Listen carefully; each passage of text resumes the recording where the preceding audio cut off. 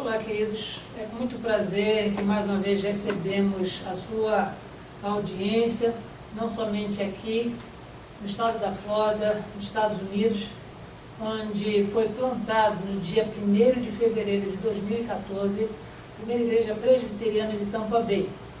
E é um campo missionário da Igreja Presbiteriana Jardim das Oliveiras, do presbitério de Magé, no Rio de Janeiro.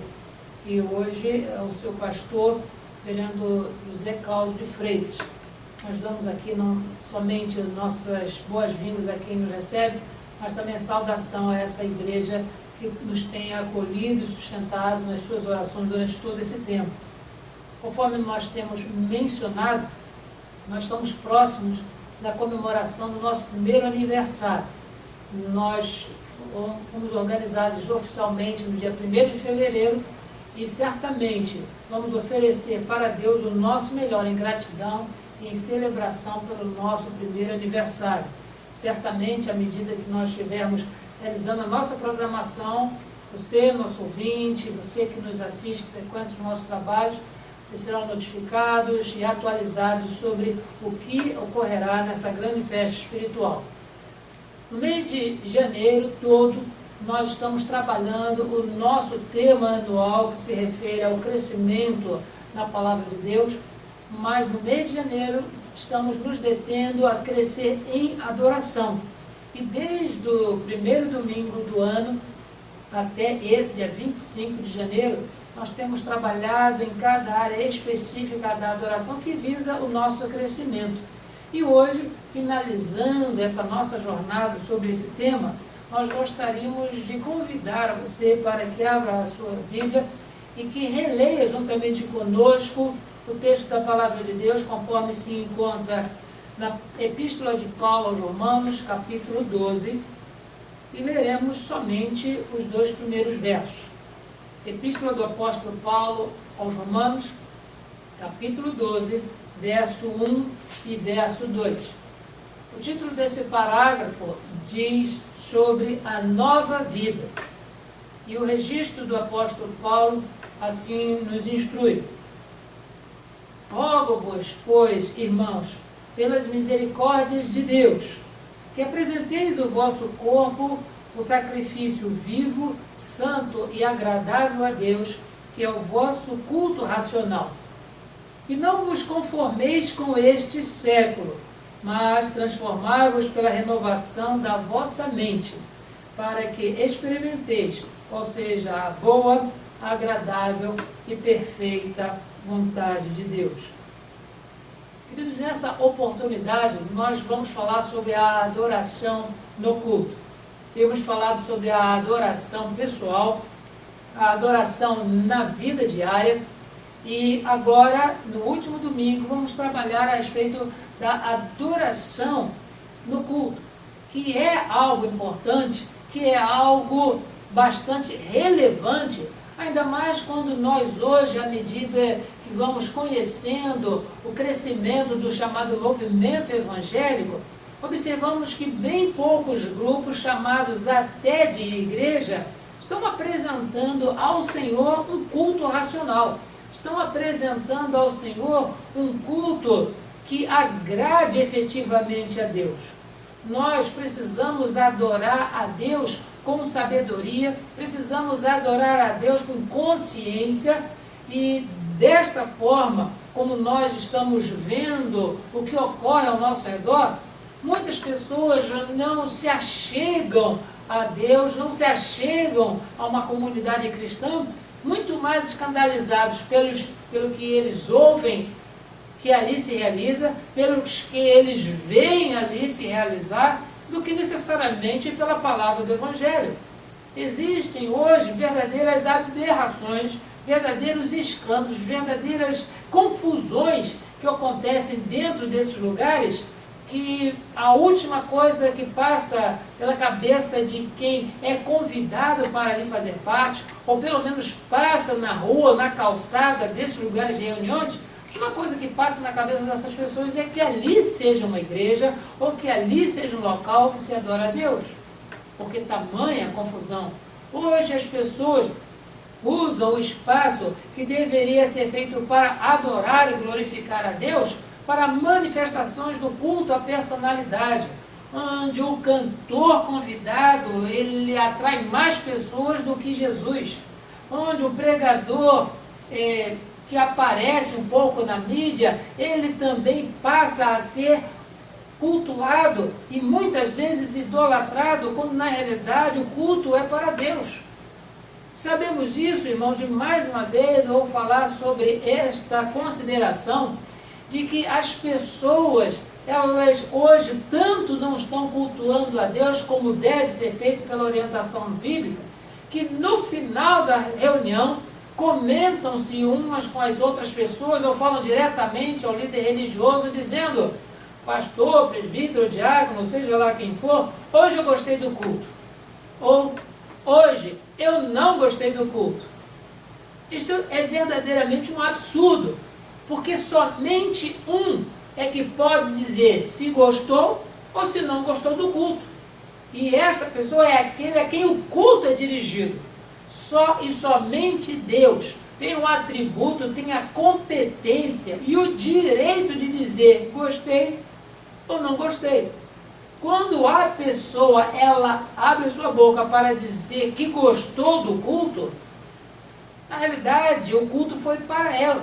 Quando ela diz que não gostou do culto, ela reprova aquilo que ela não queria receber. Imagine a situação difícil que fica um pregador quando ele precisa abrir a palavra de Deus e falar daquilo que Deus colocou no seu coração, mas tem medo de desagradar aquele que está ouvindo. Na realidade, ele pede não somente a fidelidade à mensagem que ele recebeu, como ele passa a dar mais importância àquele que ouve a mensagem do que àquele que o enviou para transmitir a mensagem. Hoje também nós vemos nos grupos verdadeiros desfiles de sensualidade, muitas vezes disfarçados com uma coisa chamada ministério de dança. Nós temos muita dificuldade de entender qual é a colocação de um ministério de dança no culto a Deus, quando isso em nenhum momento do Novo Testamento, nem na vida de Jesus, nem nas epístolas dos apóstolos, esse tipo de prática fazia parte da vida dos convertidos. Sim, queridos, hoje existe reunião para se invocar a presença do inimigo. Hoje existem encontros onde se passa 50 minutos cantando e de repente 5 minutos falando sobre um versículo daquilo que a pessoa ela acha que entende. Poucos são aqueles que se debruçam na palavra, que recebem e investem tempo na palavra de Deus para ali extrair o alimento sadio que venha nutrir o coração e a alma dos ouvintes. Sim, queridos, nós temos tido essa dificuldade. Por isso que hoje, no último domingo do mês de janeiro, nós vamos nos deter para falar a respeito da adoração com sabedoria, a adoração que agrada a Deus. O texto que nós acabamos de ler, ele faz parte também dessa preocupação do apóstolo Paulo. Quando ele escreve para a igreja que se reunia em Roma, pessoas que não apenas eram judeus convertidos, mas como gentios que tinham se convertido ao Evangelho, pessoas que precisavam de instrução, precisavam de um discipulado objetivo. É para estas pessoas que Paulo ele usa o seu tempo para escrever uma carta. É para essas pessoas que Paulo destina essa correspondência e menciona para eles como que com sofreguidão já de ver tanta coisa diferente em relação ao Evangelho que eles tinham recebido do Senhor. E ele chega ao ponto de rogar, ele chega ao ponto de pedir pelas misericórdias de Deus, que as pessoas mudem o seu comportamento na hora de adoração. Que a sua adoração não seja fruto do chamado oba-oba, não seja fruto daquilo que o grupo quer ouvir, mas que seja fruto de algo que venha verdadeiramente do Espírito Santo e que vá encontro à vontade de Deus. O apóstolo Paulo ele tinha essa preocupação e ele fala isso aos romanos, ele fala isso aos Coríntios, ele fala isso na igreja de Éfeso, ele fala disso da igreja da Galácia, a igreja de Tessalônica, a igreja de Colossos. Ele usa isso como mecanismo de discipulado. E mesmo hoje nós, irmãos, no ano de 2015, nós podemos hoje afirmar que nem nós ainda temos a completa perfeição no culto que agrada a Deus. Nós não temos isso. E lamentamos quando, mesmo com os nossos esforços, nós tropeçamos, e se não fossem as misericórdias do Senhor, há muitos nós já teríamos sido consumidos.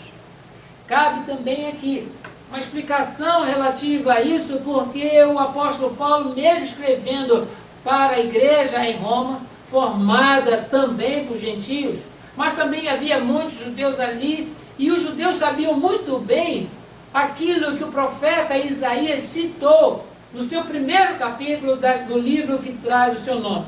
Mencionamos isso porque hoje nós conhecemos o livro do profeta Isaías por capítulos. E no capítulo 1, Deus, ele manda avisar através do seu servo, o profeta Isaías, que ele condenava o culto hipócrita. O culto onde as pessoas estavam ali, ofereciam os seus benefícios, os seus dízimos, as suas ofertas, guardavam os sábados, as luas novas, as festas, mas o seu coração estava longe de Deus. E é o Senhor mesmo que diz que estas coisas ele abominava. Por mais bonito que seja a cerimônia, por mais interessante que seja o ajuntamento, Deus, ele não se agradava daquilo. Mas nós, irmãos, precisamos tirar as invencionices do ser humano, do coração imperfeito e muitas vezes perverso do ser humano, para deixar que a palavra de Deus nos instrua de como o Senhor quer ser cultuado. Não serei eu que vou ensinar a Deus como ele deve receber culto, mas eu sim é que devo receber a instrução de Deus, de como ele quer ser adorado, de como ele quer ser cultuado. Mas nós veremos o seguinte, algumas lições dentro desses apenas 2 versículos do texto que nós acabamos de reler. Porque a adoração que agrada a Deus, ela primeiramente, ela envolve sacrifício vivo e sacrifício santo. Nenhum culto hoje, necessariamente, ele é feito para agradar o adorador.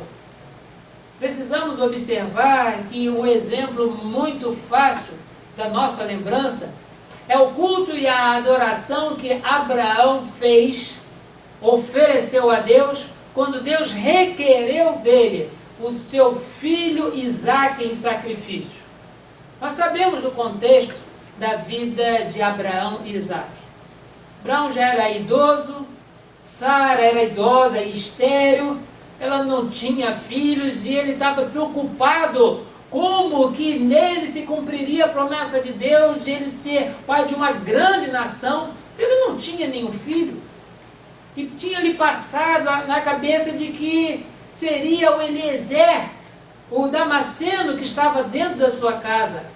E Deus falou, não será do escravo. E mesmo assim, dentro daquilo que ele propôs fazer para ajudar a Deus, como se Deus precisasse de ajuda, ele concordou que Sara oferecesse a sua serva Agar para que Abraão, coabitando com ela tivesse filhos. E os filhos da escrava seria filho da senhora. Mas Deus ainda assim falou, olha, você está fazendo a coisa errada, Abraão. Não é o filho da escrava que você será pai de nação, mas sim da livre.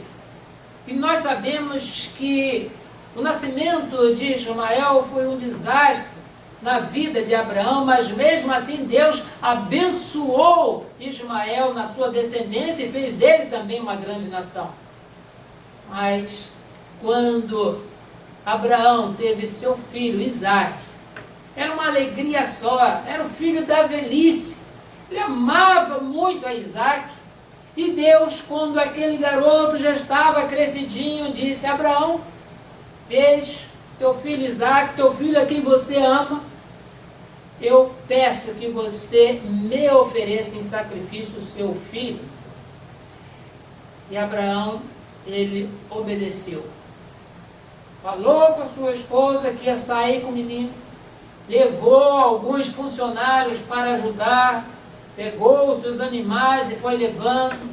Depois de algum tempo já caminhando, disse para os seus funcionários: vocês ficam aqui que vai eu somente o menino oferecer sacrifício. E durante aquela jornada, ainda mais um tempo, o seu filho mesmo, Isaque, pergunta: pai, nós vamos oferecer o sacrifício, está aqui a lenha, está aqui o cutelo, está tudo que a gente precisa está aqui, mas onde está o animal para o sacrifício? Abraão responde ao seu filho: o Senhor proverá. E ele foi caminhando para aquele monte, levando seu filho, e nós não conseguimos saber, mas temos uma noção do que passava no coração de Abraão, quando ele oferecia culto de adoração a Deus, mas como estava o coração daquele pai. E Deus, observando tudo aquilo, vendo que Abraão amarrou seu filho, colocou em cima das pedras, colocou a lenha, e quando já estava pronto para ceifar a vida do seu filho, eis que Abraão ouve a voz dizendo: Abraão, não faça mal ao teu filho, porque agora tu sabes o quanto tu temes a Deus. Isso foi importante para Abraão saber avaliar a sua própria adoração a Deus, porque para adorar a Deus, numa adoração e no culto que agrade ao Senhor, é necessário haver sacrifício, e sacrifício significa abrir a mão daquilo que nos é importante. Abrir mão daquilo que nós amamos por causa de Deus, não porque nós não temos escolha. Deus nos deu todas as escolhas desde o Éden, dizendo para Adão e Eva: olha, vocês podem comer de todas as frutas que as árvores do jardim podem proporcionar, menos do fruto da árvore do conhecimento do bem e do mal. Se tirasse ali aquela árvore, Adão e Eva obedeceriam a Deus, porque não tinham opção. Obedecia ou não obedecia. Mas Deus, ele criou o ser humano tão perfeito que ele tinha a capacidade de decidir entre a obediência e a desobediência. E nós vemos que os nossos primeiros pais, eles optaram pela desobediência, colocando assim toda a sua descendência ordinária numa situação de natureza pecaminosa, de forma que nenhum de nós, mesmo ao nascer, nós nascemos sem a natureza pecaminosa, o que nos leva a pecar. Não é o pecado que nos faz pecadores, mas pelo fato de nós sermos pecadores é que nós cometemos pecados. Mas, queridos, a adoração que agrada a Deus, ela envolve sacrifício vivo e santo. Não é dar para Deus aquilo que não nos presta mais. Não é dar para Deus aquilo que nós não nos importamos mais, mas é aquilo que está vivo no nosso coração. É isso que nós abrimos mão para oferecermos a Deus a nossa adoração e o nosso culto. Mas diz-nos também o texto que quando o apóstolo Paulo dizia: rogo-vos pelas misericórdias de Deus que apresenteis os vossos corpos em sacrifício vivo, ele diz também sacrifício santo. Sacrifício santo significa sem mancha, sem mácula, sem ruga, sem defeito algum. O livro do Êxodo, o livro do Levítico, de Números, o livro do profeta Ezequiel, nós vemos ali as referências de como Deus queria receber a oferta do povo no culto que lhe era prestado. De como Deus, ele descrevia como deveria ser o animal que fosse levado a ele em sacrifício vivo. É importante observar isso, que ninguém matava o bicho e botava nas costas dentro da bolsa para levar para o sacerdote. O animal, ele era morto na presença do sacerdote diante do Senhor. O sacrifício tem que ser vivo. mas tem que ser santo, porque a recomendação de Deus era essa, que você vai levar o animal para o sacrifício, você vai levar o animal vivo, você vai levar o animal para adorar, você vai levar o animal para cultuar a Deus. Esse animal precisa ser sem defeito. E sem defeito, queridos, significa que não podia ser cego, faltando a orelha, mancando, ou com qualquer outro problema que o sacerdote visse. Esse aqui não presta para Deus. Para Deus tem que ser o melhor. Por isso, queridos, esse primeiro ponto que nós refletimos nessa noite, diz que a adoração que agrada a Deus, ela envolve sacrifício vivo e sacrifício santo, porque se nós não buscarmos na nossa vida também uma intenção de santidade, uma intenção de consagração ao Senhor, tudo aquilo que nós apresentarmos a Deus por Ele será rejeitado. Deus, Ele não precisa de pessoas hipócritas para em reunião dizer que gostam de Deus. Mas Ele aprecia muito aqueles que na jornada diária, na jornada cristã, sabem que cometendo pecados são indignos, mas se aproximam em confissão de pecados para dizer: Senhor, sê propício a mim, pecador. Diz o salmista rei Davi, no Salmo de número 51, verso 17, dizendo que um coração contrito e compungido, Deus não despreza. Aí não está a questão da pessoa não cometer pecado, mas sim da pessoa que, sabendo que é imperfeito, se aproxima diante de Deus em arrependimento, em confissão, e sabe que não estará adorando a um juiz, mas estará adorando a um Pai amoroso, que é abundante em perdão. Sim, queridos, o culto que agrada a Deus e a adoração que agrada a Deus, ela é feita com sacrifício vivo e com sacrifício santo. Outra coisa que o apóstolo Paulo nos instrui no texto, irmãos, diz que essa adoração que agrada a Deus, ela é feita por quem ama mais a Deus do que o mundo. Porque é o apóstolo Paulo que diz: e não vos conformeis com este século. Ou seja, não tomem a forma do século que vocês estão vivendo. De repente, nem passava pela cabeça do apóstolo Paulo que nós estaríamos hoje aqui no dia 25 de janeiro de 2015, falando sobre uma epístola que ele escreveu. Mas uma coisa é certa, o mesmo alerta que ele deu para a igreja em Roma serve para os nossos dias, onde existem tantas coisas que o mundo oferece, que o presente século oferece, e que há muitas pessoas amando tanto o presente século, que traz as coisas para o culto a Deus, e com isso não agradam ao Senhor com a sua adoração.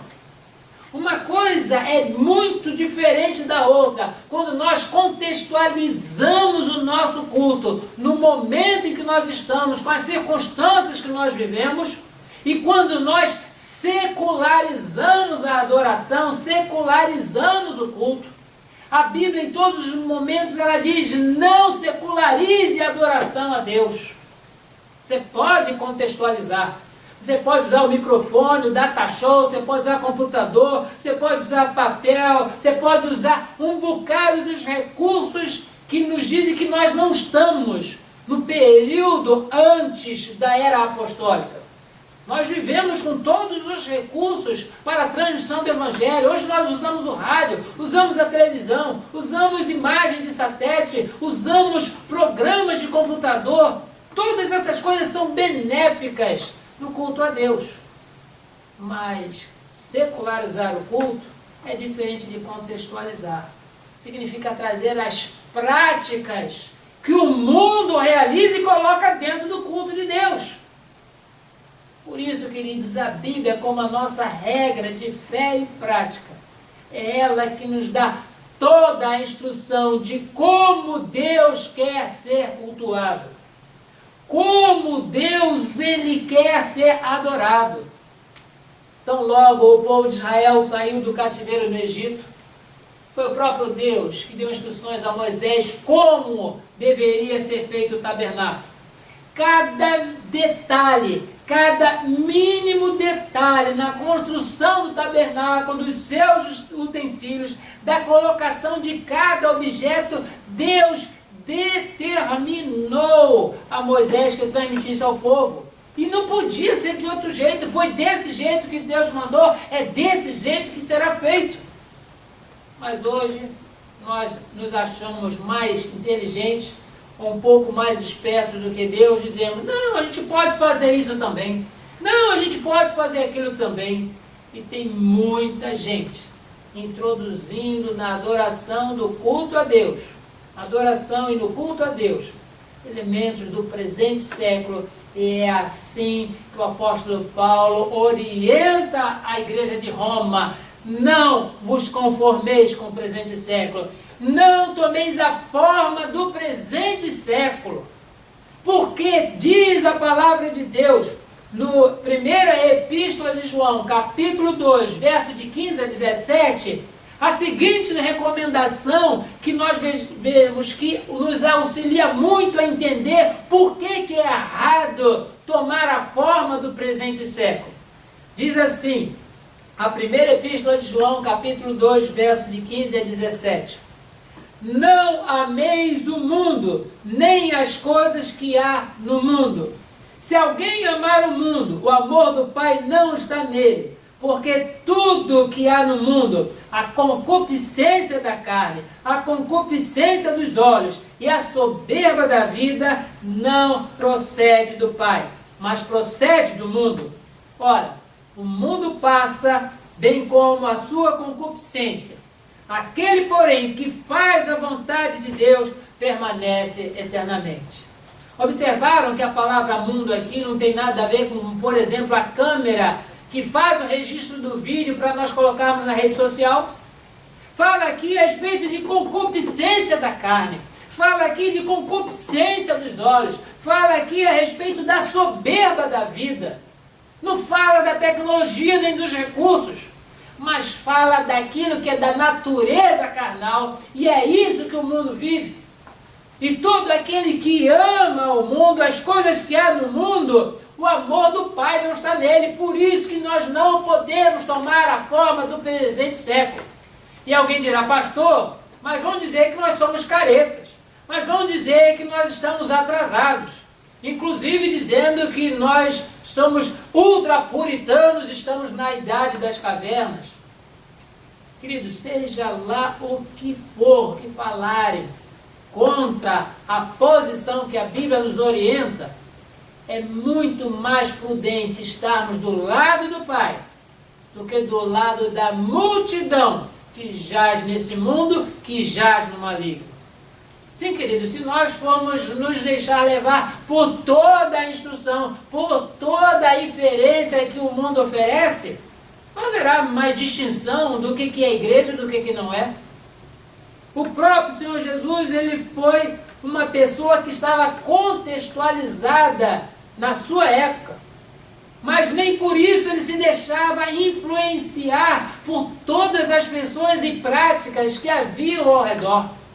Nós precisamos fazer diferença. Foi por isso que ele mencionou: vocês serão sal na terra, vocês serão luz no mundo. O sal faz diferença, a luz faz diferença. E qual é a diferença que a igreja está fazendo hoje se ela tomar a forma do presente século? Ela não faz diferença. Por isso, queridos, que a adoração que agrada a Deus, primeiramente, ela envolve um sacrifício vivo, um sacrifício santo. Mas, em segundo lugar, é uma adoração que é feita por quem ama mais a Deus do que o mundo. Mas o texto não para por aí. Ele nos dá mais uma outra observação para a nossa instrução nesta noite. Diz que a adoração que agrada a Deus, ela é apresentada por quem tem uma mente transformada. Alguém dirá, mas isso não tem algo contraditório com o que foi falado antes? Não, de hipótese alguma. falamos de contextualização, que Deus aprova, e falamos de secularização, que Deus abomina. Aqui o texto está mencionando a respeito de uma mente transformada, uma mente que já não pensa como pensava antes de conhecer a Jesus, uma mente que hoje ele age, uma mente que hoje proporciona palavras, pensamentos e atitudes diferentes de como que vivia antes. Não da forma como vivia antes. Era necessário que não apenas houvesse o convencimento do pecado, da justiça e do juízo pelo Espírito Santo, no ato regenerador, fazendo de nós um novo nascido no reino, mas também que houvesse um trabalho de discipulado. Alguém que nos segurasse pela mão e nos levasse no caminho seguro ao crescimento espiritual. Isso significa transformação de mente. É a recomendação do apóstolo Paulo para a igreja de Éfeso, quando diz, olha, vocês agora que são nascidos novamente, aquele que roubava, não roube mais. E não saia da vossa boca nenhuma palavra torpe, somente aquela que edifique e traga graça a todos aqueles que o ouvem. A mente transformada, ela age diferente. Ela não age como as pessoas agem. É muito diferente agora de trazer programas do mundo do presente século para a igreja. Mas é agora de trazer uma personalidade individual nossa para aquilo que Deus já modificou. Não é por outro motivo que o apóstolo Paulo, escrevendo a segunda epístola aos Coríntios, no capítulo 5, verso 17, dizendo, assim, se alguém está em Cristo, é nova criatura. As coisas antigas já passaram, eis que se fizeram novas. Que coisas antigas são essas que já passaram, que já fizeram novas? Exatamente a nossa forma de pensar e ver as coisas. Vocês já notaram que tem pessoas que se vão à igreja, quando eles chegam vai ser só para olhar o defeito? Se a gravata do pastor está certa, se a pessoa canta e desafinou, se a pessoa veio com a mesma roupa, e começa a olhar quem está conversando, quem veio, quem deixou de ver, ou seja, vai para a igreja muito mais para tomar conta da vida dos outros do que apresentar a adoração a Deus. Mas a pessoa que ela experimentou um novo nascimento, ela vai na igreja, ela sabe que está ali na comunhão com os santos, mas o seu foco é glorificar a Deus, o seu foco é adorar a Deus, porque a sua mente foi transformada. A mente transformada nos faz pensar como Cristo pensou. A nossa mente transformada nos faz falar aquilo que Jesus falou.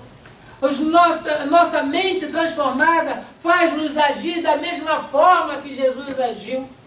No perdão, no amor, na misericórdia. E infelizmente, pessoas que querem adorar a Deus com sabedoria, muitas vezes se tornam muito mais juízes implacáveis do que misericordiosos com aquele que na sua jornada cristã tropeça e às vezes vem a cair.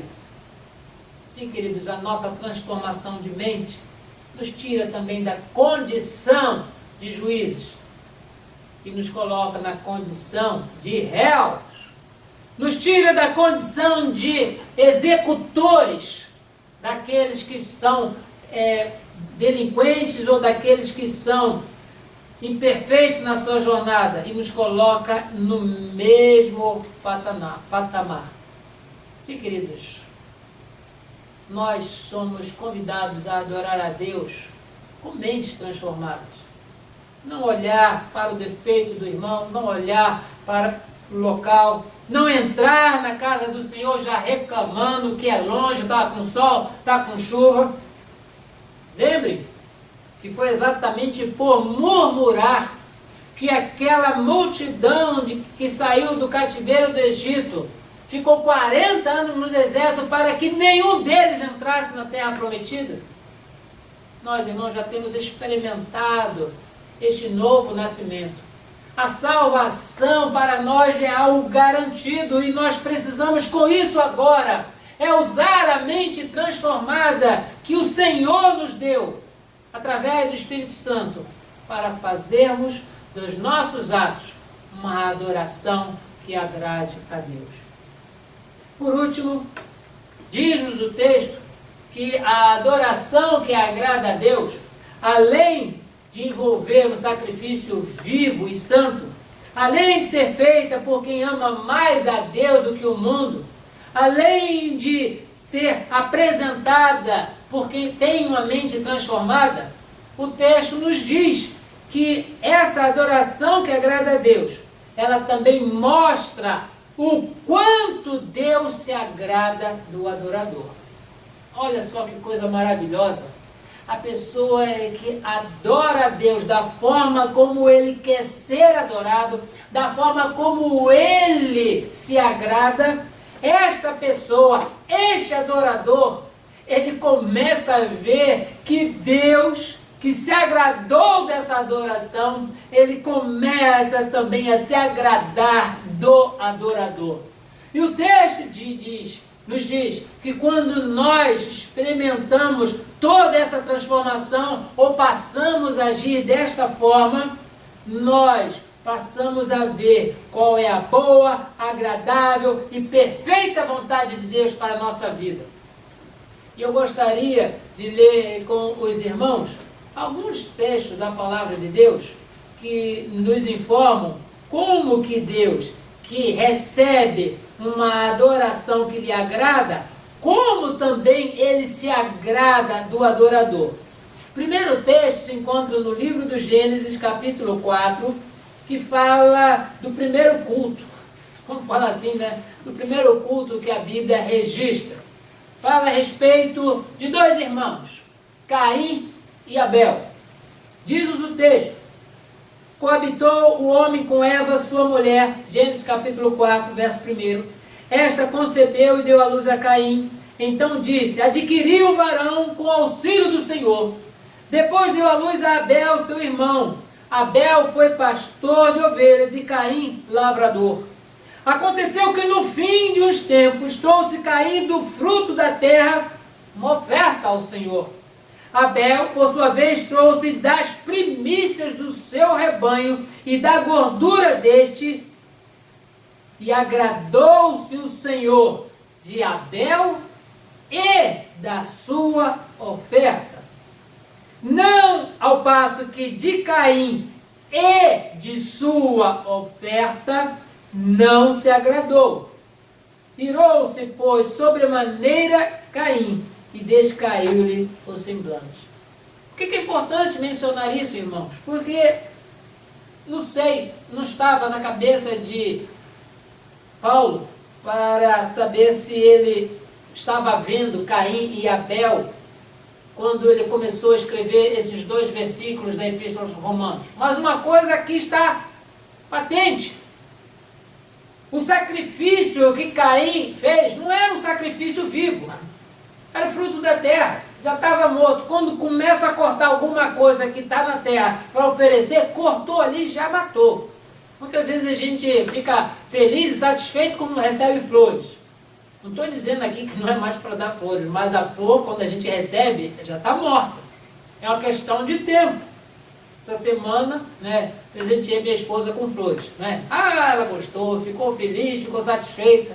Mas eu vou falar baixo aqui, as flores estavam mortas quando eu entreguei para ela. Mas é assim. O sacrifício de Caim não foi um sacrifício vivo. Mas também não foi um sacrifício de alguém que amava mais a Deus do que as coisas do mundo. Entregou lá o que tinha que entregar. Não entregou aquilo que foi o primeiro. Entregou aquilo que tinha de mais. Não houve sacrifício nenhum, ele não chorou, ele não lamentou, ele não fez igual Abraão, caminhando com seu filho para a morte, tendo o coração angustiado, mas dizendo, vou adorar a Deus. Caim não fez nada disso. A sua mente não estava transformada. E a consequência disso qual foi? Deus não se agradou nem da oferta e nem se agradou de Caim. Mas antes, no texto anterior, nós vemos que Abel, ele trouxe do seu rebanho as primícias. No rebanho, o sacrifício, a adoração que Abel apresentou veio viva. A oferta veio viva, veio sem defeito. Ela veio perfeita diante de Deus. E não apenas isso, Deus observou que aquele adorador Abel, ele tinha a mente transformada, ele não amava mais o seu rebanho, não amava mais o seu animalzinho do que a Deus. O primeiro que foi gerado, Abel trouxe ao Senhor e lhe ofereceu em sacrifício vivo. A mente de Abel era bem diferente. E o que o texto aqui nos instrui? Diz: agradou-se o Senhor de Abel, adorador, e de sua oferta, daquilo que foi apresentado. Outro texto, irmãos, que nós podemos observar, que nos instrui em relação de que quando nós apresentamos a adoração que agrada a Deus, Deus também começa a mostrar o quanto Ele se agrada do adorador. Está no Salmo de número 37, verso 4, que nós conhecemos de larga data, dizendo: agrada-te do Senhor, e Ele concederá os desejos do teu coração. Olha que maravilha! Quando nós apresentamos a adoração primeiramente a Deus, e Ele se agrada do nosso coração, da disposição do nosso coração em prestar culto, Ele começa também a se agradar de nós e nos abençoa daquilo que nós temos necessidade.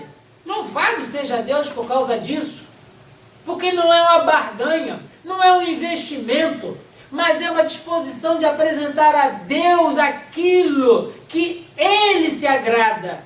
E depois de apresentarmos a Deus aquilo que o agrada, nós começamos a ver a sua bênção, a sua mão se movendo, as suas misericórdias sobre a nossa vida, nos preenchendo e nos suprindo com tudo aquilo que nós temos necessidade.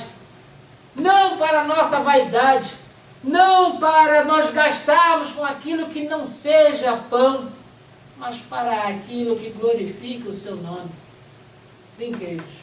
Mas além do texto de Gênesis capítulo 4 e Salmo de número 37, nós também temos, agora nas palavras de Jesus, o Evangelho de Mateus capítulo 6, verso 33, que diz: buscai, pois, em primeiro lugar o seu reino, ou seja, o reino de Deus, e a sua justiça, e todas estas coisas, ou seja, o problema que Jesus está abordando aqui é a preocupação do dia a dia, sobre o que eu haverei de comer, sobre o que eu haverei de beber, ou sobre o que eu vou vestir, essas preocupações que todas as pessoas têm. Mas quando nós apresentamos uma adoração que agrada a Deus, nós devemos primeiramente buscar ao Senhor e a sua justiça em primeiro lugar. E todas as demais coisas, todas essas coisas, especificamente aquilo que nós temos necessidade, Deus nos acrescenta. E não apenas isso, irmãos. Nós sabemos que Deus, que é o Criador do universo, e mencionamos a todos os ventos que Ele é o dono do ouro e da prata, o quanto Ele nos tem dado muito mais e além daquilo que nós pedimos ou pensamos, segundo o seu poder que opera em nós. Sim, queridos, Deus, Ele faz infinitamente mais do que pedimos ou pensamos, mas Ele quer se agradar da nossa adoração. No mês de janeiro foi o mês de nós trabalharmos sobre este ponto, que é necessário para o nosso crescimento: adoração. Os outros vídeos se encontram na página da igreja, no Facebook, e você pode passar lá e olhar e acompanhar o que foi falado antes.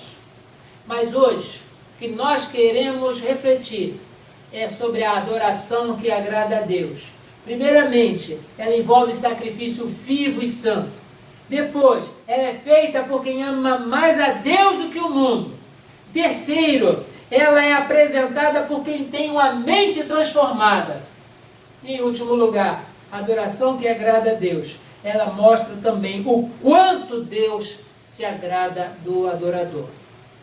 Nossa oração é que você, refletindo sobre isso que foi falado, no seu coração, você aceite o desafio de apresentar a Deus um culto verdadeiro, uma adoração verdadeira, uma adoração que agrade a Deus, não de acordo com os pensamentos do presente século, não de acordo com o secularismo que um grupo ou outro começa a fazer e lá de repente o grupo começa a encher de gente e há aquelas pessoas que apostam, não vamos fazer isso porque a igreja vai encher. Deus não quer igreja cheia, Deus quer verdadeiros adoradores. E nós sabemos, irmãos, qual é o preço que isso aí custa. Muitas pessoas vão dizer, nessa igreja não tem coral, então eu não fico aqui, vou para outra. Então você não vai à igreja por causa de Deus, você vai à igreja por causa do coral. Essa igreja não tem bateria, essa igreja não faz isso, essa igreja não faz aquilo. Pergunte se essa igreja adora a Deus. Agora, muitas pessoas que vão na igreja, que até invocam o demônio durante o período que deveria ser para glorificar e exaltar a Deus, está cheio de gente, porque querem ver o demônio. Porque querem ver um cantor, querem ver um pregador, porque lá faz isso, porque lá prega prosperidade, porque faz um bocado de coisas. Mas pergunte se há verdadeira adoração. Entram muitos pedintes, saem de lá alguns satisfeitos, outros desiludidos, outros com cara de fracassado, outros com menos dinheiro do que quando entraram lá. Mas o culto ele foi vazio, porque essas pessoas não estão procurando adorar a Deus, estão procurando satisfação pessoal. E não foi isso que a Bíblia diz que nós fomos separados do mundo. Fomos separados do mundo, libertos do mundo, para cultuar a Deus, para lhe prestar culto e culto de adoração. Nesta noite, você possa refletir de como está sendo a sua adoração diante de Deus e motivado por essa reflexão naquilo que precisar ser ajustado. Ore ao Senhor, pedindo a Ele misericórdia e a divina instrução para que só e somente só com a palavra de Deus você seja instruído sobre qual é a adoração que o Senhor nosso Deus quer receber. Que Deus assim abençoe a sua vida, te dê uma semana abençoada também, não somente para aquilo que você deseja, mas que seja abençoada de oportunidades para você compartilhar com os outros que só Jesus Cristo é Senhor, somente Ele é Salvador. Amém.